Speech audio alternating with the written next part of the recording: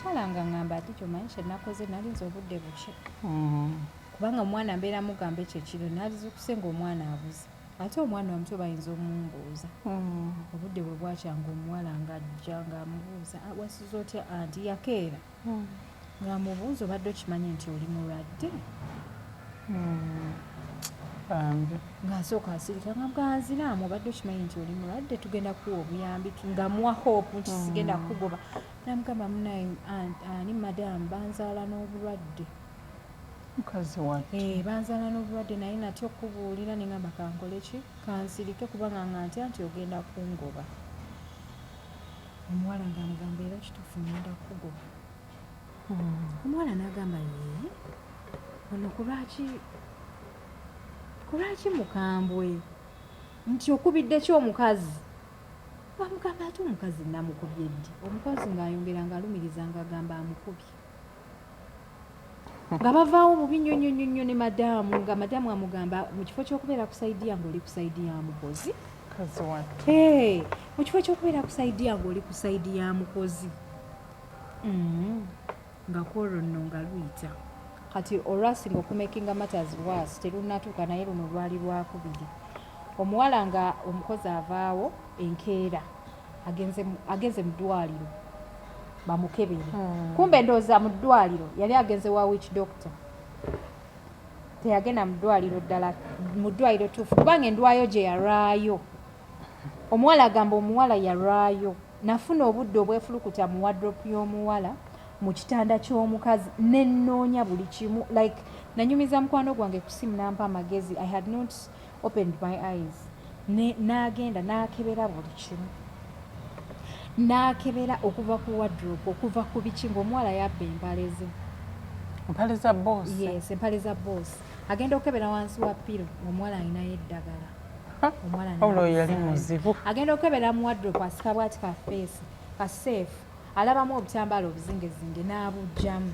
agenda osumulula obutambaala nga mulimu nekaze nga ziriko omusaayi nga mulimu n'ebikoola waliwo obwoke babuyita Lydia kati like emergency pills nga bonoga nti emergency pills baziyita Lydia it's a brand bagita Lydia nga olaba postina babukwata n'omukozi naye bw'olaba omukozi aja ti mu kifaananyi nga bwafaanana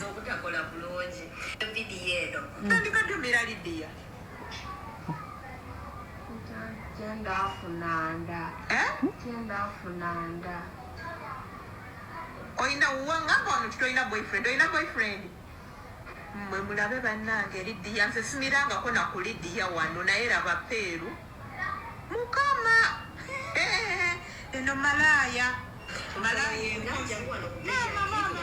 lwaki yamupostinze omukyala ndowooza kyeka kyamususseeko oba yabadde agenda mugoba nga tajja kusigala naye kubanga toyinza kupostinga muntu ate ng'ogenda asigala naye nedda kubanga ndabamu obutanda nakumanya lwaki abadde azimira nampostinga anti kati babosi ndowooza bareactinga differently kubanga siroza kyabadde kyetaagisa okumupostinga ku mutimbagano babosi ndowooza maybe it's her private life yabadde alina okusooka amubuulire tumanye zibadde zaani kubanga usitegedde yabadde azimiriraani yambuusiza alina boyfriend namugamba kyalina ate abadde azimiriraani kati awanti saategedde ali gwabadde azimiridembe ly'obuuba wadde omukozi n'omugamba ku sande genda kala yesu afulumemuko n'akomawo nga tayagala nakumanya ng'ebintu byakyuseemu dda olw'okuba nga yafulumyeko okitegedde ensonga eyaja ti kati awo we wali obuzibu oba oli awo abantu baali agadde okuwa abakozi eddembe naye nze nina omwami omu gwe mmanyi muganda wange actually yangamba nangamba nze omukozi ali ku tiktok ewange tasaba naye era wa tiktok oyaba muzibu olaba akera nkyana recording nga buli ekiri mu nyumba n'akiteekayo akolera live mu nju nga toliiwo anti oyo naye aba muzibu bana bayinga n'emisenge byaffe ewange nange tekolayo era oluyingira ali ku mulyango bakuwa essimu yawaka ate nawe woba ogenda ogirekera maidi omulala anajjawo akatooki kawaka tamusobola yaŋŋamba naŋŋanze omukozi wa tiktok tosaakola mu maka gange Jabali ku HK Media, salamu alaikum wa rahmatullahi wa barakatuh. Tuline Hajat Doctor. Tuli ku vozi y'abakozi olunaku olwaleero. Tubadde tupozinzeemu tulinde bamala okusooka okusaala. Ate oluvannyuma tubaddire si bwe kiri gy'ati. Bwe kiri. Okay, kati mpozi nkomyewo luli. Omuwala kwolwo akebera iPhone app alaba omukyala ajja obuntu abuteeka mu kofi. Kati omuwala bw'amulaba n'atya bwe yaleeta kofi n'amugamba ono kofi munywe ne beezooba n'ajja n'amugamba munywe. Omukazi n'akwata kofi n'amusikako n'amunyiwa mu singa. Yes, kati kwolwo omwami yali waali ava mu kisenge ajja awulira akakyolagano. Ono bwe yalaba omwami azze n'akuba omulango omunene, madamu ankubye. Omusajja ng'akwata mukazi w'amataala ng'amubuuza omukazi omwagaza ki. Oyo omuwala yali muganzi ng'akwata mukazi w'amataayi. Kati kwegamba ng'ali so important n'okusinga mukyala w'omumaka. Yes, ng'ali very important n'okusinga mukazi we w'amaka ng'era ne gayi tayagala nakumanya. Mpulira. Amala okumukwata amugjawo amuyingiza mu kisenge kyabwe. Wamala okumuyingiza mu kisenge kyabwe ng'asibawo nga Jeno ng'ayogera ne mukyala we oli amulese eri mu kisenge kyabwe. Omukozi omuyingiza otya mu kisenge kyammwe. Platinum Wellness Spa offers therapeutic massage services complimentary with sauna and steam bath for your full body cleansing. You can now get a Swedish massage, hot stones, sport massage, aromatherapy, salt ability hot stone therapy, Moroccan bath hammam, jacuzzi, and many more therapeutic massage varieties. We are located along Lukuli Road near Teletubbies Primary School, off Lumala Access, Kongebuziga. Call us on 0708-842-821. Platinum Wellness Spa, here to take care of you.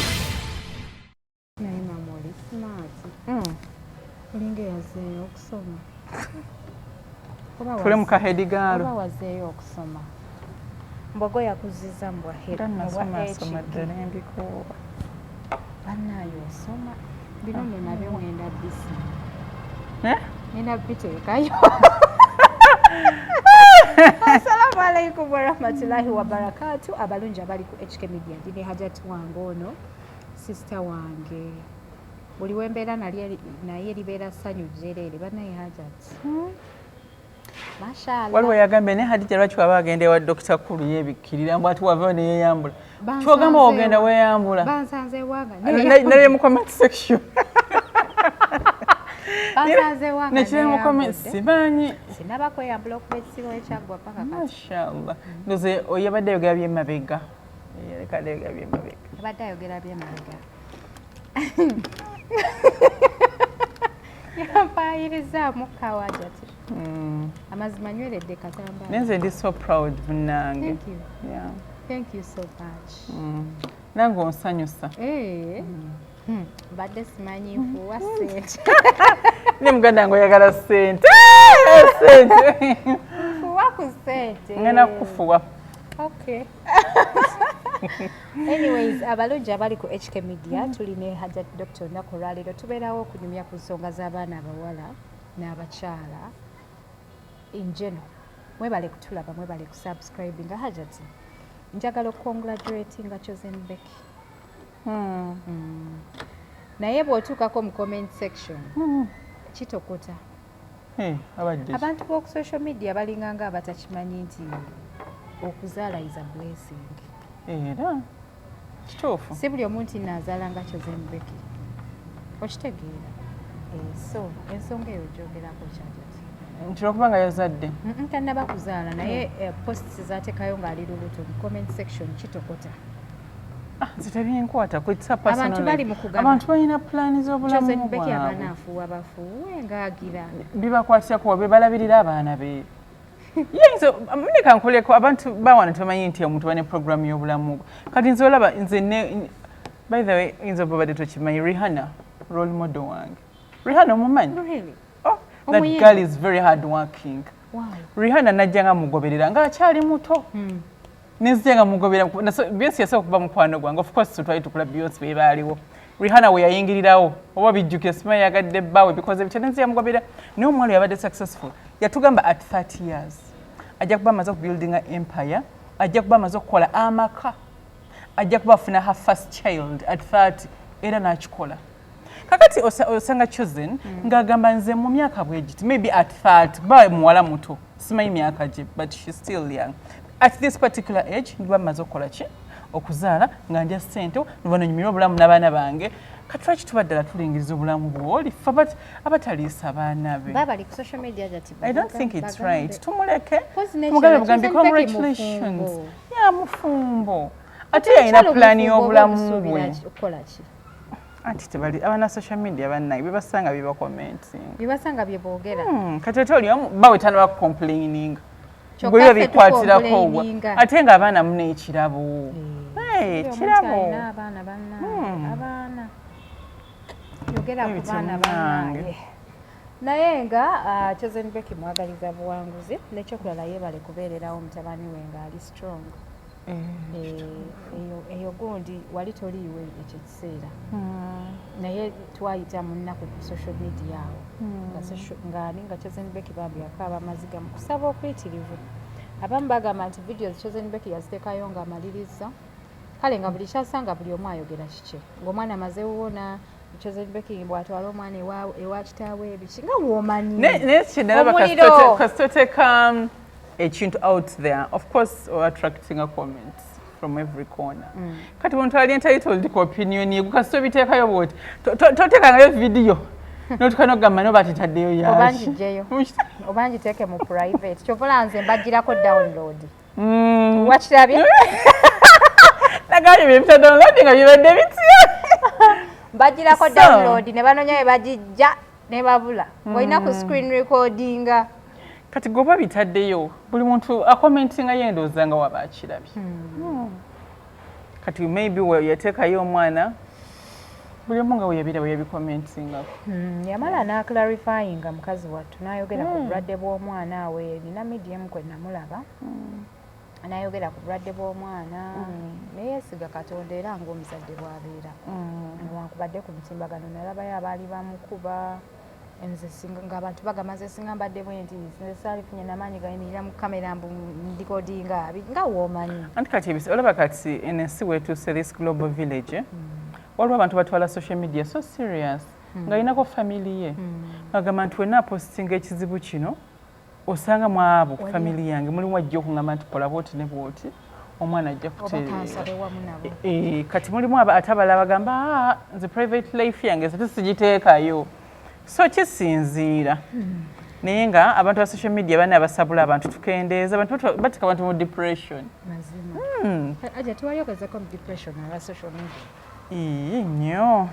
nobera depression nze singa jeja yichuli teyaliiwo ze saaligenze mu depression biri eriwo byabeerawo anti ze bwe buzibu nali nfunyeko mu nsi obusinga obunene abantu balabeka vidiyo kakamulamu bakagadde bulala jati kaliwa konna akaaba mulamu okukutama ndotobambu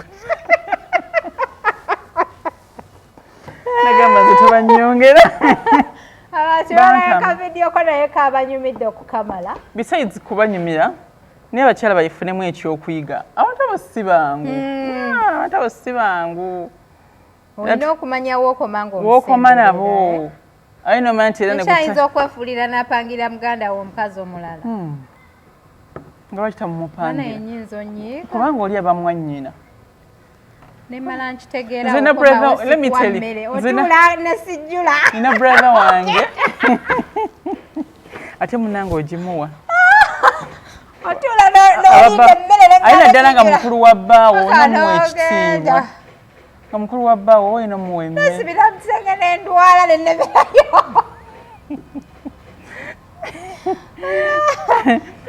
madakize ne brother wange yagenda n'awasa n'ampa okubeera mwanyina omulungi omukyala wasooka kati bunange mba ndi awo omwana tangamba mbu ate ogenda beera mwanyina omulungi ku mukyala owokubiri konze omukyala aliwo ne mugamba nze mukyala wana antunulako atya nambuuza kakati lwaki oli mwannyoko gwe sisita wange namugamba sisobola ekika kinene genda onoonyeyo kutugabira ekimuli so sinzi ng'oli genuine munnange nga nagamba omukyala ntunula kaati nga nze ngaba ekimuli nagaba ekisooka ate ngaba ekyokubiri sisobola nangamba ereraawo namugamba sisobola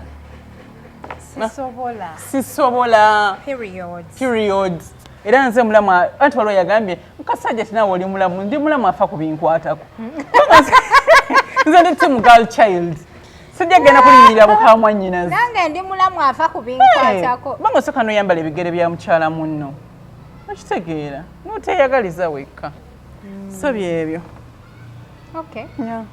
kati twalabye akavidiyo ku mutimbagano hajati ka mukozi abakozi babadde kibannange omukozi ye muntu akusobera akeera ku makya ng'aseka ng'omuwadde buli kimu obudde ne bugenda okuziba ng'akugamba anti ngenda nfiiriddwa anti ngenda nkoze eki oba tebaba na program nenze munanga bange embeera nabo emyaka ku myaka ngalagakooye ekitenkanika ekisembayo tebaba na program babasonseka programs awo n'abuuka neeyo nze ngamba nabanene abantu ababaleeta amugamba beerako wano eno ngenda kufunira awalala munnaye mbwe era babwe bakola babakolamu bizinesi agamba nti ola nange olwo gwe nalaba mboli yamugamba nti mwezi transport yava Masaka mu ddakiika 3 yali atuuse okuva e Masaka n'agamba ye ono ddala ava Masaka omwana agamba nze banzijaawo manji owo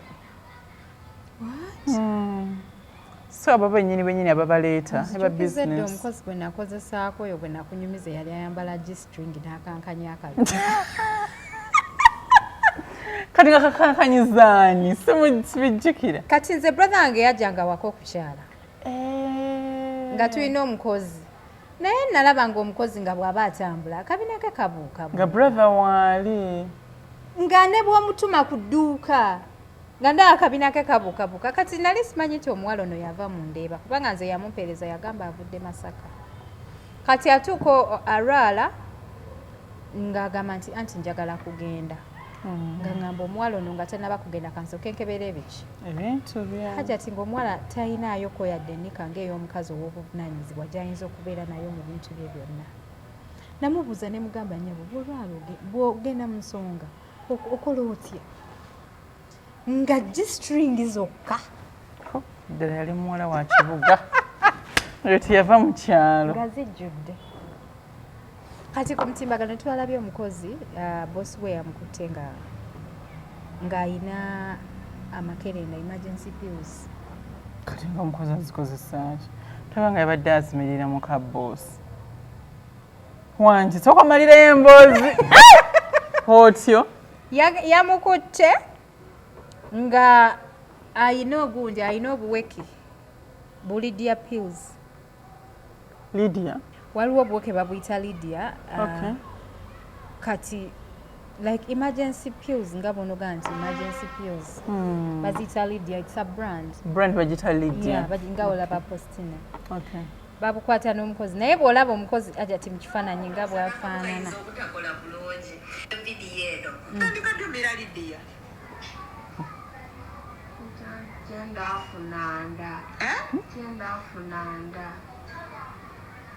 oyina ngamba wano titolina boyfriend oyina boyfriend mmwe mulabe bannange Lydia nze simirangako naku Lydia wano naye raba peeru mukama eno malaaya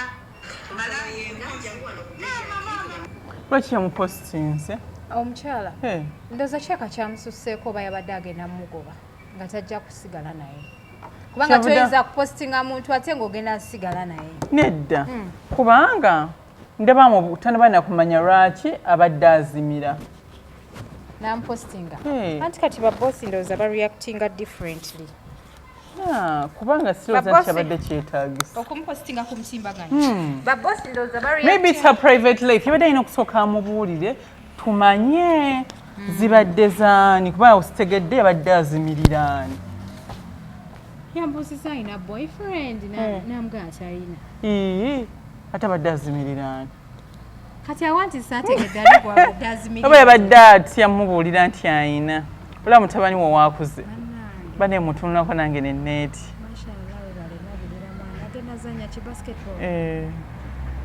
American Giant. Bagenda muvuga Ndowooza.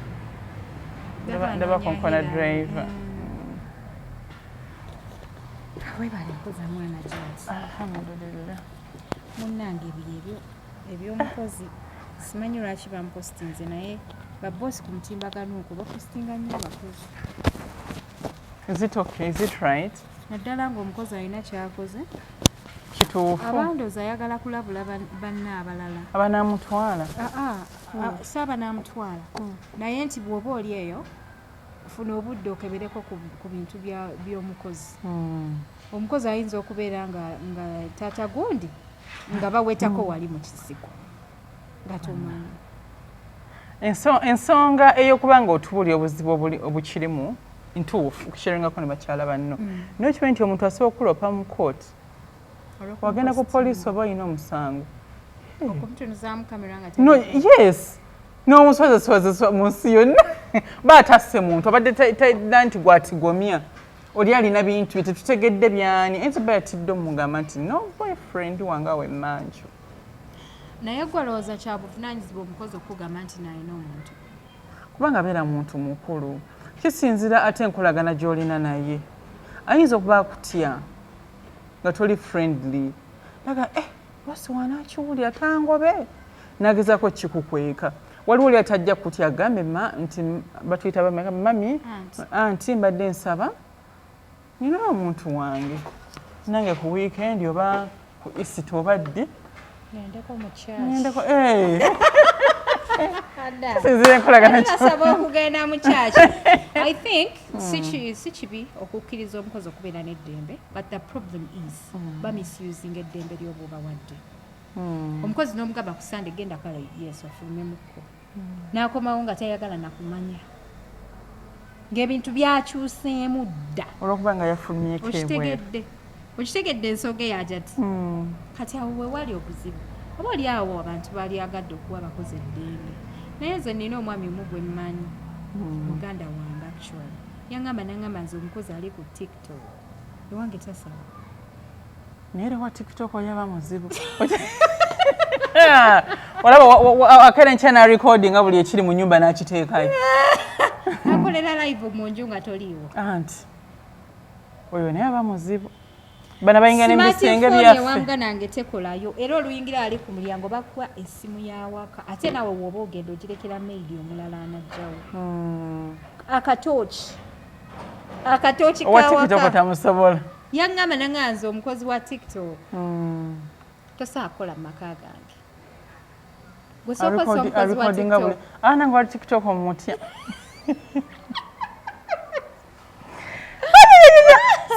abeera kulinga nyonyola ebifa awaka omunyizaako katini omulabye nno ali abijanjaalo eno wafumba eno wayeekuta ku vidiyo waddeyo ng'abeesomerako mbwe alina ssente twakalya ebijanjaalo wiiki 2 ate ogenda omanya akawunti ye ng'eriko ba followers miliyoni nga bujjo tokimanyi nti omwana akupositinga bannange kituufu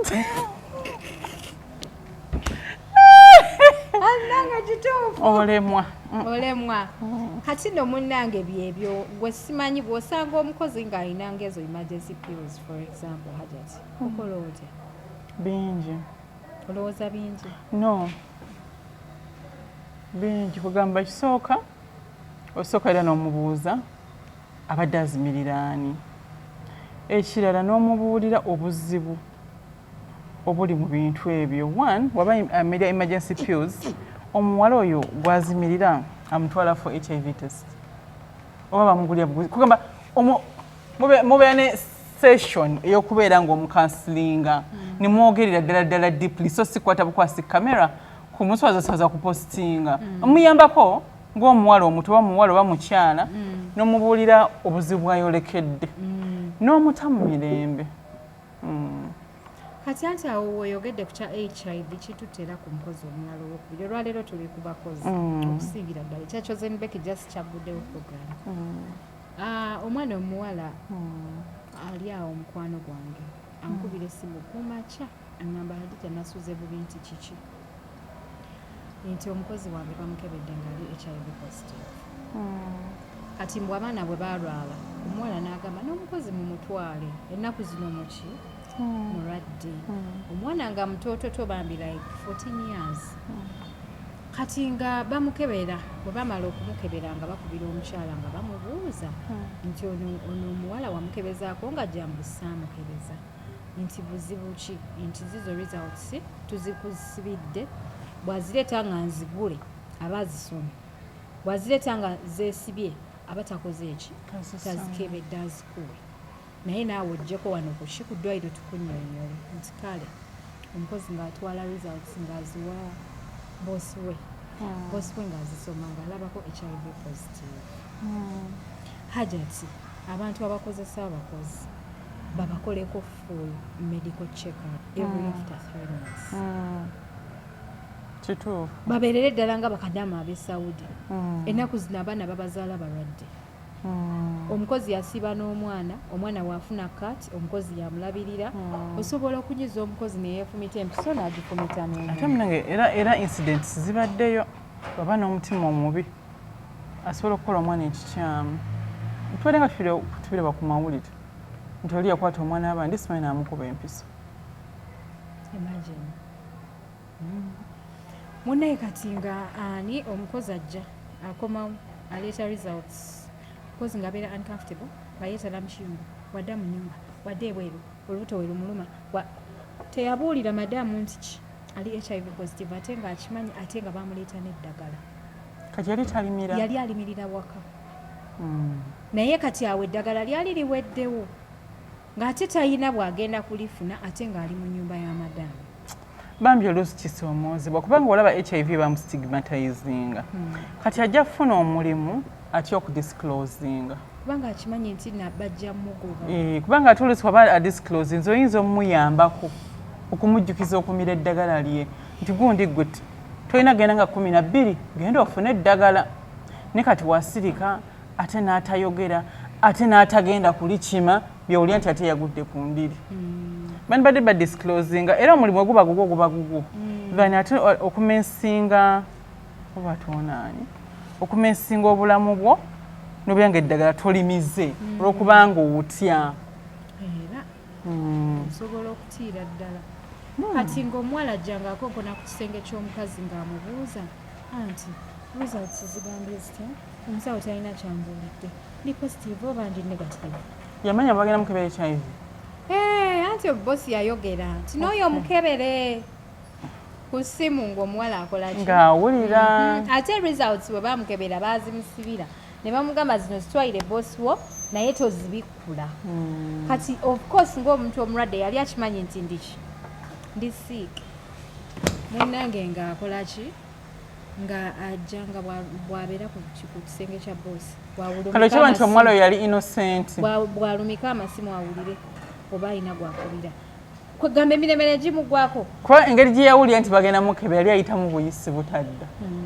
okitegeera banga yali awulidde nga baganda nono ne bamukole ki yali avudde wala mukyalo igamba yali avudde wala ate yali muto atasaako anyway n'abato badduka nze nakozesaako omukozi omutoolo baali bamuyita boojo naye badduka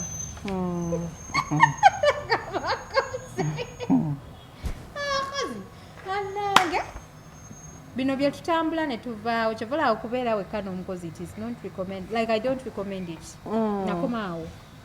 nakoma ku ekyo let me say you have your single home okomawo awaka mbw'olinawo omukozi mbwabeerewo nga temuyinaawo baana it is very bad nakomawo nensanga omukozi ng'alina omusajja munyumu nenkokona nembeera ebweru okumala essaawa namba nga oyo omwana omuto nga tebagula waajati kati neŋŋamba kamba weemukka obudde ennyambukeko eri nsobole okuwa omuvubuka sipeesi akole ki gamba topiki y'abakozi mpanvu yeetaga lunaku lulamba tulina n'okumanya oba abakozi tubagyeebwa mu kampuni kiwaani kubanga abakozi abamanyi n'okwonoona abaana baffe abalenzi waliwo omwana ku ssomero lyange eyo yali mu top class omwana nagenda nayogera ekigambo nga kibi niwe bamubuuza ani ekimuyigiza n'agamba maidi waabwe era mami we twamuyita n'agamba katonda wange akawala ngenda kagobera we nagamba akawala kato nakajja mu kyalo badde simanyi nti kayaye bwe katyo kugamba bisoomooza tugenda kukolayo live program kati ngaano nga tubeera live ku YouTube ng'abantu batukubira direct amasimu. Okay. Tekayo bigende live batukobe. Nga tetu pre-recording nga tuteekawo essimu abantu ne batukubira ne tuba receivinga. Okay. Netwogerako. Kati osobola kikola? Kati already twatandise dde okurecording. Okay. Ndowooza next time tujja kubeera live. Inshallah. Abantu batulabe nga ku YouTube tuliko live nga tudiscussinga nabo nga mwe bali mu comment section nga tuinteractinga nabo. Kati mbadde nkyakumalirayo emboozi y'omuwala oyo omukyala nga ngamba ati kyomanyi kye nakoze nalinza obudde buki. Kubanga omwana mbeera mugamba ekyo ekiro nalizukuse ng'omwana abuze. Ate omwana omuto bayinza omumbuuza. Obudde bwe bwakyanga omuwala ng'ajja ng'amubuuza wasiza otya anti yakeera. Ng'amubuuza obadde okimanyi nti oli mulwadde. Ng'asooka asirika nga bwanziraamu obadde okimanyi nti oli mulwadde tugenda kuwa obuyambi nga muwa hope nti sigenda kugoba. Namugamba munaye ani madamu banzaala n'obulwadde. Mukazi wate. Banzaala n'obulwadde naye natya okubuulira ne ngamba kankole ki kansirike kubanga ngantya nti ogenda kungoba. Omuwala ng'amugamba era kituufu ngenda kugoba naye sikugobye mu bubi. Sooka ogende waka bakujjanjabe bw'onaaba oteredde nkubireko ku ssimu nja kuddamu nkole ki nkuyite kuba omuwala yali atandise okulwala namubuuza kati lwaki oli mulwadde nti eddagala lyange lyaweddewo ate nga omukyala n'ajjukira nti emabegako omuwala yali amugamba nti njagala kugendako mu kyalo ndowooza awo nga ayagala kugenda kufuna ddagala ddala kyova olaba abakozi abamu ogenda n'omugaana okugenda nga kumba alina byagenda okuleeta. Allah atugwandiza ensi ffenna. Bakati olaba oyo omwana bamuzaala n'obulwadde talina nsobi yanoonyeza akalimu akole kati alina ono omukyala naye yalikira olw'abaana be kamba okumanyanga emboozi olwaleero y'abakozi nina mpitirivu nkujjira. Nakunyumizaako emboozi waliwo omuwala yagenda kikuki ey'okusoma Amsterdam. Kati bwe yali agenda taata we yamubuuza omwami waaliwa ng'amulaga boyfriend wa kitaawe family erinamu ku ssente amala okumulaga kitaawe omuintroducinze bulungi taata asiima omusajja omuwala yali muto ng'ali 21 years yagenda okusoma ayagala akomewo ng'alina 25 azaale abaana. Kati omwana muwala amala okuintroducinga omusajja ewa taata we nga omusajja ng'agamba taata we nti dadi badde nfunayo obukadde 10 nyongere mu bizinesi. Badadi abalina ssente ng'ayagala omwana azikwata n'akolaki n'aziwa omuko mwana omuwala nga bamuarrangingira papers ze ez'okugenda okukola ng'agenda okusoma ng'ayolekera. Kati omuwala bwe yagenda baali balina we basula nga bapangisaawo n'oyo omulenzi apartment nga nnungi nnyo ate ng'eriwo yokka mu kikomera. Kati omuwala bwe yatuuka eri ng'asoma n'agamba kansome nga bwe nkola nfune ssente tugule plot ne bba wange tutekewo ennyumba. Kati nga omuwala ng'akola nga bafuna ssente nga bagula plot Entebbe Kigo. Bamala okugula ploti omuwala ndowooza ng'afunamu kaabugezi ng'agamba naye sigenda kutandika kuzimba nga sinaba kuddayo koowa waka. Kati ekyavaamu ng'omusajja engeri ennyumba gye yalinena omuwala ng'amugamba lwaki tofunyeeyoko omukozi ajja abeerewo awo naawe kubanga ennyumba nnene. Omusajja ng'agenda ng'aleeta omuwala. Mpulira. Omusajja bw'aleeta omuwala nga omuwala ayogera n'omuwala ng'amugamba madaamu nina omwana mbadde sisobola kukolera wano eno ate nina n'omwana. Omukazi ng'amugamba omwana muleete omuteeke musomero eddungi ngenda bba wa ssente. Omwana omuwala ng'agenda ng'adduka ng'aleeta mwana. Aleeta omwana abeera naye awaka kumba ono omusajja yaleeta mukyala we. Yaleeta oyo omukazi oba yamukwanira awo oba yali mukazi we nze naawe.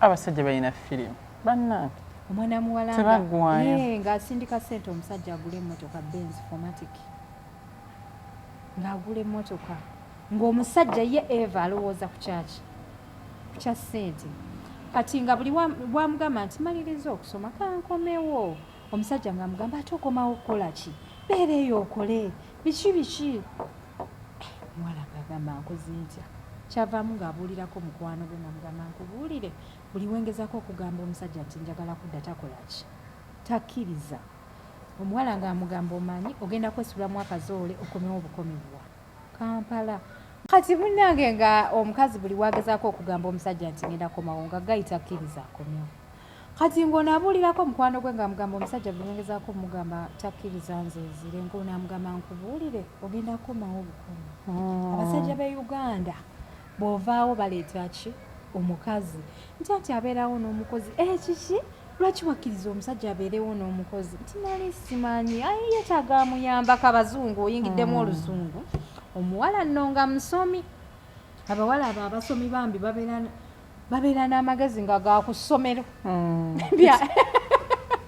tebamanyi biye Kampala yaba ali ku bya ku ssomero bya kizungu kati nga munnaye omukazi nga yeesulamu lumwa akamba yayanga agamba kankwate ekkubo nkole ki ende Uganda nzire Uganda omuwala ng'akomawo ng'ajjagaye yamwekangirawo ng'amubuuza lwaki tewaŋŋambye nti okomawo ng'anyiiga mu kifo ky'okumusanyukira yanyiiga buki bunyiizi teyamusitulirako bintu kubiyingiza mu nnyumba omuwala agamba ekituufu nasanga emmotoka weeri gagayi yagigula kati bwe yayingira n'asanga ennyumba nga terabika bulungi n'ayongeramu ebintu n'akola effumbiro n'agula eno gaasi eriko obuntu buna like n'apimpinga effumbiro kati omusajja akeera ku makya yagamba oba yagamba nti ayina engeri gye yayogera nga relatinga ku tribe nga bonoga nti Abaganda nagana naye abakazi Abaganda nakubawaabwe ekigambo timulina magezi oshegeera mwana gayi ngaali rude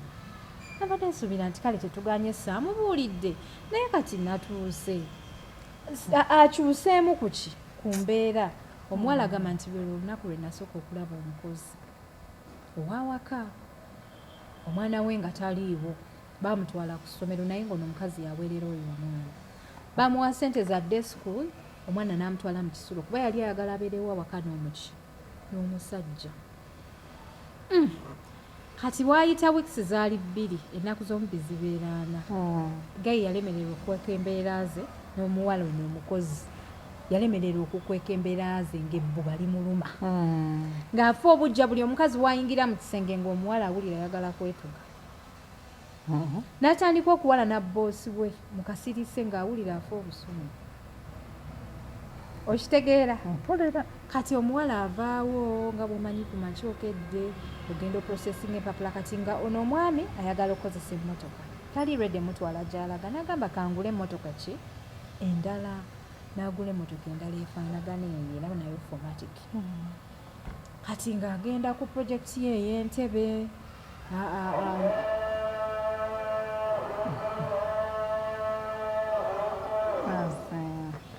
munnange kati omusajja amugambye simanya kati omwana bamutwala mu kisulo omuwala n'awulira nga obe nga bosi wayingira mu kisenge anti omuwala ng'agenda ng'agamba kangula emmotoka ey'okubiri mbeere nga nange nsobola okutambuza emirimu gyange omuwala ng'aleeta emmotoka ey'okubiri nga obulamu butambula ngekwatagana wiiki ey'okusatu kumbe ono bwe yavangawo omwami ng'akomawo emisana ng'alaba madamu ono ng'amala addayo ng'akomawo mu budde ono bwakomerawo naye omuwala agamba nti omusajja ebbanga lyamalawo teyamukwatako yadde omukono bw'ati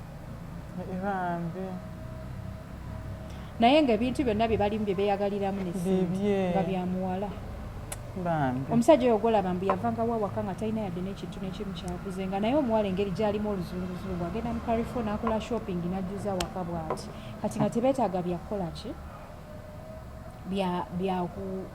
teetaaga byakusaba kameeza bino bye tulinda abakazi abatalina ssente osaba omusajja ssente ng'ebyo byetabirinda kati omwana omuwala akeera ku makya olwo kitandisa okweyoleka maidi talina bwakyebera gwe baleeta omwana omuwala amugamba nkolera ku kofi omukazi ng'agamba nti jangu omwekolere omuwala yali atudde ku dining watkwatira tuula omugamba jangu omwekolere empulira ki mpulira bubi omusujja gunnuma nga mubuuza omusujja gukuluma gwakutandise ddi oba tukutwaleko mu ddwaliro. Omuwala agamba on that day I did not notice the rudeness in her voice nga ngamba nti jangu weekolere kofi. Nafa ku kyandi mulwadde omusujja gukola ki gunnuma, but in actual sense omuwala yali very rude to me. Kati omuwala ng'asituka ng'agenda yeekolera kofi ng'amala amugamba nti ovamireyo ku panado oba ogenda olaba omusawo nti omuwala ng'agenda nga yeeteeka mu ntebe bw'ati nga yeekukuma bw'ati mu ntebe ng'abeera awo nga bw'alingizaako ku mukazi. Kati omukazi ng'agenda asiika eggi nga yeewaka kofi ng'amala addayo mu kisenge ng'adda ku laputopu yaawo yaki Apple MacBook atandika kunoonya business online bya kizungu. Omuwala ng'afa obusungu, omukozi ng'awulira afa obusungu nga bw'agendako ku balkoni bw'alingiza bw'akebera ku budde. Omukozi agera omusajja akomyewo ng'ayimirira ku balkoni ng'atandika okukuba omulanga. Omusajja ng'ajja ng'amubuuza nti obadde ki? Nti madaamu obwedda mboggolera okuva ku makya. Kyokka mukazi oto nga talina kyeyamunyeze. Madaamu obwedda mboggolera okuva ku makya namugambye nti ndi mulwadde nkozesezza emirimu nze n'omugongo gunnuma. Omukozi nga yeesuula eri gayi ng'ayingira mu kisenge n'obusungu. Omuwala agamba nti Hadija nali maze olunaku olulamba nga siridde. Not because nti nali sagala kulya naye I was not hungry the whole day. What I had in the morning was enough. Naye omuwala sina kye namugamba naye omuwala yeekola ebintu and trust me I was blind. All that time nali nkyali blind nga sina kye ndaba. Omusajja nga ajja ng'amugamba lwaki okuba omukazi ng'ayagala muyisaamu luyi. Omuwala n'agamba ye ono kulwaki mukambwe nti okubidde ki omukazi? Bamugamba ate omukazi namukubye ddi? Omukazi ng'ayongera ng'alumiriza ng'agamba amukubye. Nga bavaawo bubi nnyo ne madaamu nga madaamu amugamba mu kifo ky'okubeera ku sayidi yange oli ku sayidi ya mukozi. Mu kifo ky'okubeera ku sayidi yange oli ku sayidi ya mukozi. Nga kwolwo nno nga luyita. Kati olwasinga okumakinga matters worse terunnatuuka naye luno lwali lwakubiri. Omuwala nga omukozi avaawo enkeera agenze mu ddwaliro bamukebere. Kumbe ndowooza mu ddwaliro yali agenze wa witch doctor.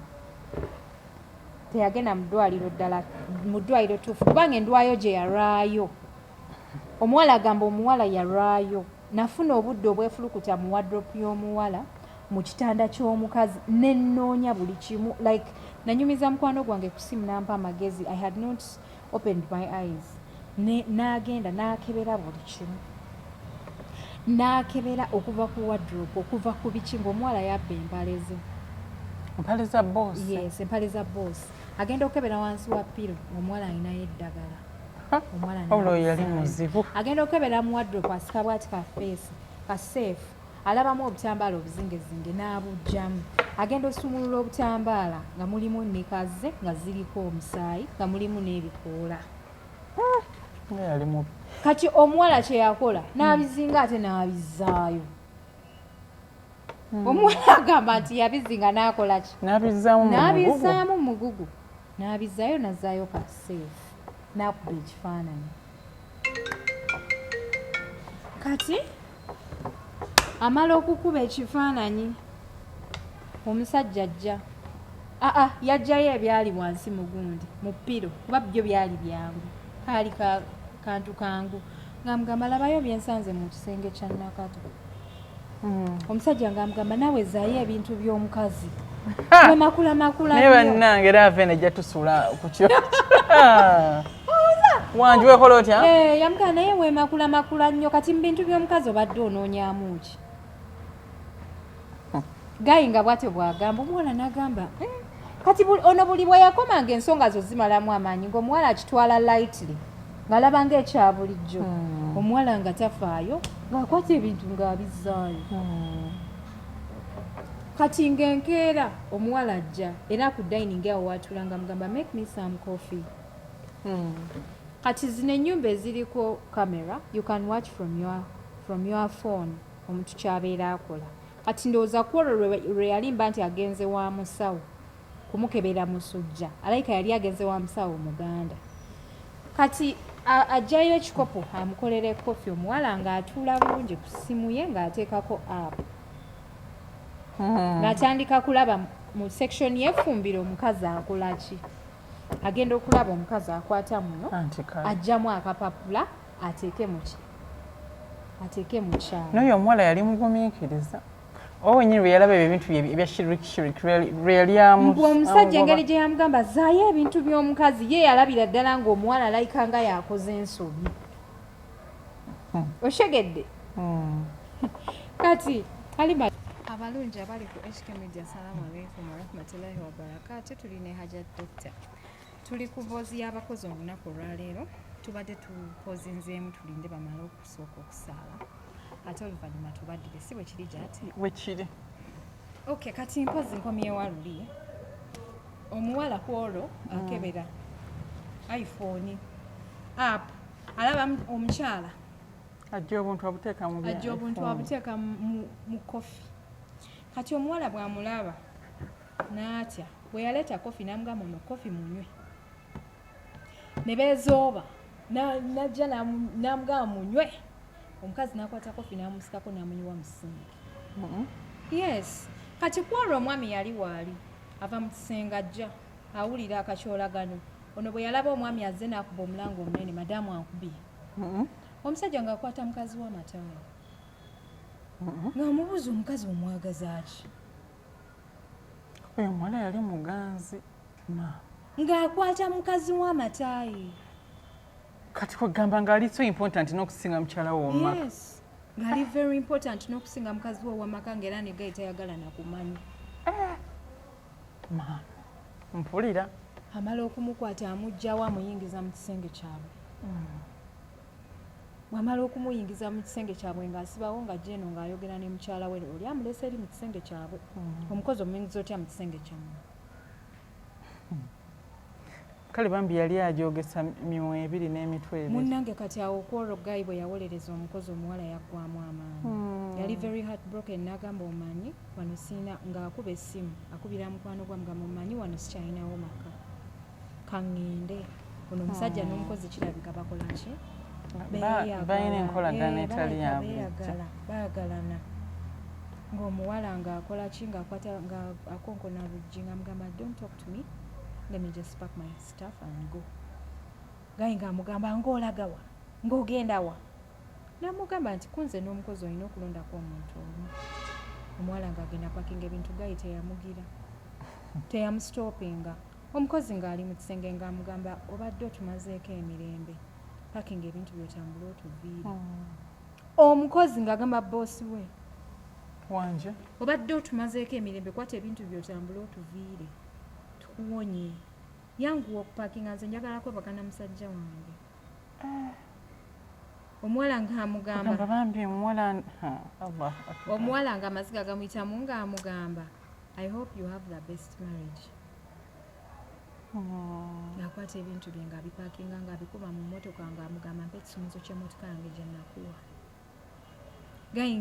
gayi ng'atabuka ng'amutabukira ng'amugamba ngenda kuleetera looya poliisi egenda okugjawo wano biki meanwhile bwe yalaba baneeno bali mu kuyomba nina wenkubuukidde omuwala yadduka paka ku poliisi ng'omukazi tannaba kupakinga bintu omuwala bwe yava ono bwe yayingira mu kisenge omuwala n'afuluma yadduka paka ku poliisi wabula yali mumalirivu okitegedde nga tannaba kumugamba nti twagala kwebaka ne bba wange yasooka agenda ku poliisi yasooka omuwala agenda ku kulopa bosi we mbadde neerabiddewo yes ono bwe yayingira mu kisenge ng'oli bamusibiddeyo oli gwe baali basibiddeyo bwe yafuluma yadduka paka ku poliisi nti bamukubye kati bw'atuuka ku poliisi ono omuwala amagezi gamugjamu n'agamba kangoberera omukazi ono yagoberera boda yasibira ku poliisi naye n'asibirawo ku poliisi abasirikale nga bagamba omusajja nga bagamba omuwala nti oyagala okusigalamu obwo obufumbo omuwala nga agamba nedda nze kyenjagala gayampa ebintu byange nze ntambule nkole ki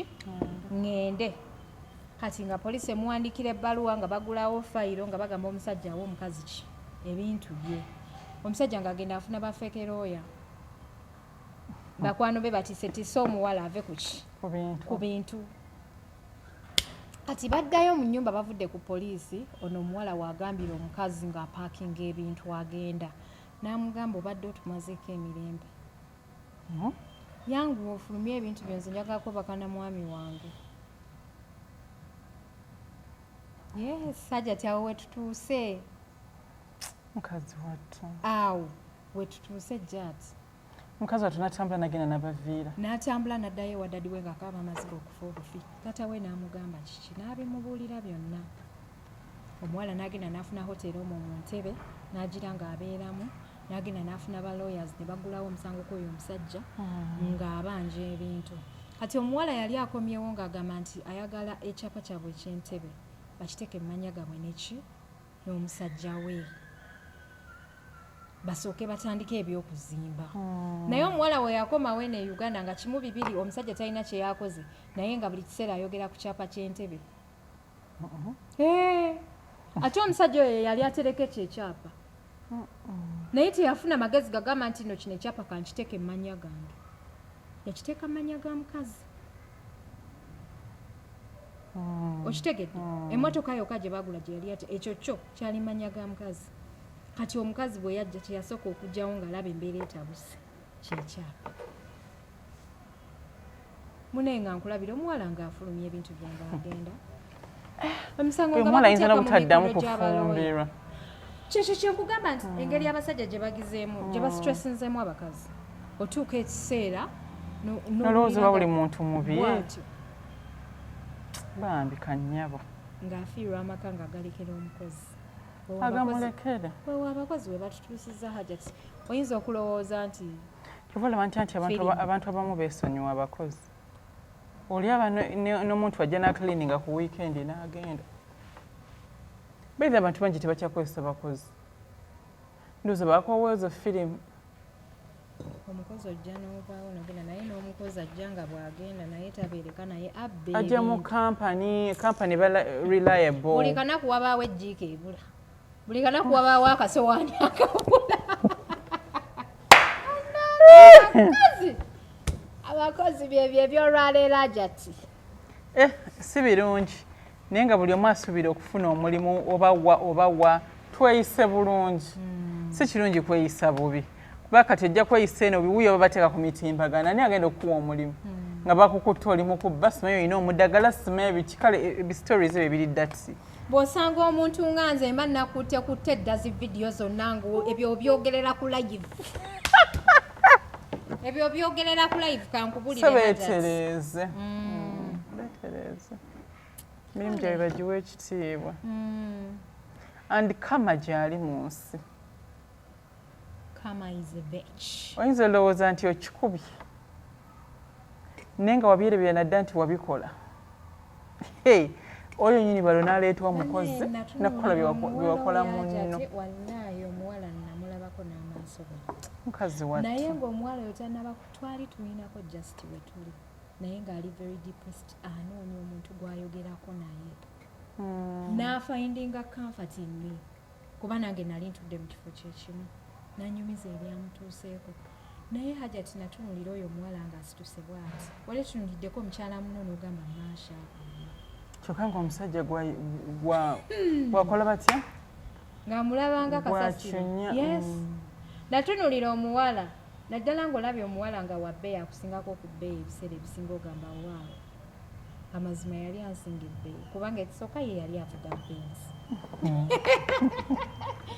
yali avuga benzi nasigala mutunulidde Hajati ng'omuwala alina figa mukazi wattu namubuuza how old are you nangamba I'm 23 nga muto yapapa n'okufumbirwa nga muto yangamba omusajja baava naye ku ssomero yali ali mu senior 3 nga yali mu senior 6 kati yali amusingako obukulu n'alyoka amujooga bw'atyo mbu nga bamaze emyaka mingi okufa obufi naye natunulira omuwala Hajati banaye omuwala nga mulungi ng'alina figa mukazi wattu tolaba nti nina figa naye oli omuwala yali alina figa yali alina figa nga temanyi addi yakigozi nasirikira ne ngamba waawo nga tannannyumiza bizibu bye kati ajja atandika okunnyumiza ebizibu bye ne ngamba what omuntu bino byabeera ayitamu nga omulowoleza bintu birala nga tomanyi kumbe mukazi wattu alina byayitamu ng'alina struggles z'ayitamu byebyo nno munaye Hajati ebyolwaleero n'abakozi stories z'abakozi nina mpitirivu nnyo mu inbox nange my own experiences naye mukama bw'anaaba atuwadde omukisa omulundi oguddako ne tuziyitamu inshallah tujja zibanyumiza ndowooza tubasiibule abali ku HK Media bambi abali kubanga mubaddeko anti zibadde za nnaku n'embuzi zibadde za nnaku tezibaddemu vibe zibaddemu negative vibe Allah atugumiza na bumya butakaaba sigwali emotional bannange naye nga bambi mwe bali kubaako next time tugenda kujja live ku YouTube yes mutukubira essimu ng'osobola okutukubira n'otubuulira emboozi nga tuli live kale abalungi abali ku HK Media yenze Hadija Kigozi mbeerawo ne Hajati Doctor sister wange ono kuba nti netubayisaamu mu by'abaana bawala girl child empowerment girl and women empowerment so beerako omukwano bw'oba oli mupya nyiga akagamba ako ka subscribe okubeera nga otweyungako oba oli ku Facebook ku Instagram beera nga otufollowingako bulambalamba anwanga ayanguyeeyo budde buzibye yagenze leeti azanyeyo kati kasita atuyanamu kiba kimukoledde kale bannange mutuukirize tubasiibule assalamu alaikum warahmatullahi wabarakatu